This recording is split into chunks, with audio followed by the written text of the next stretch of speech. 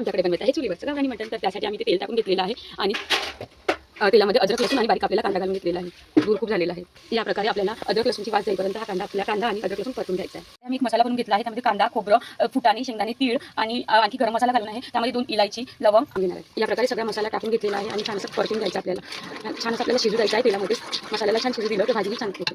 या प्रकारे एक अर्धा चमच लाल तिखट घेतलेला आहे या चमच्याने आणि हळद घेतली आहे आणि मीठ घेतलेलं आहे आणि हा आहे आपला काळा मसाला. या प्रकारे आपल्याला हे लाल तिखट आणि सगळं घालून घ्यायचं आहे मसाला आणि छान असं परतून घ्यायचं आहे.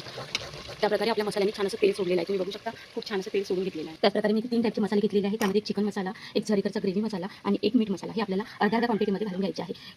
याच्यामध्ये पाणी घेतलेलं आहे आणि सगळे मसाले यामध्ये घालून घेतलेले जे आहे एव्हरेस्टचे सुपरफास्ट मसाले हे छान आपल्याला या पाण्यामध्ये मिक्स करून घ्यायचे आहे. इथे मी हा मसाल्याचं पाणी घालून घेतलेलं आहे आणि छान अशी उकळी येईपर्यंत आपल्याला मसाला शिजवून घ्यायचा आहे. या प्रकारे मटण आहे हे स्वच्छ पाण्याने धुवून घेतलेलं आहे माझ्या मदरने आणि आता माझी मदर हे टाकणार आहे. हे बघा या प्रकारे स्वच्छ धुवून घ्यायचं आहे आणि हे माझी आई आता यामध्ये टाकून घेणार आहे. छान भाजीला बबल्स आलेले आहे.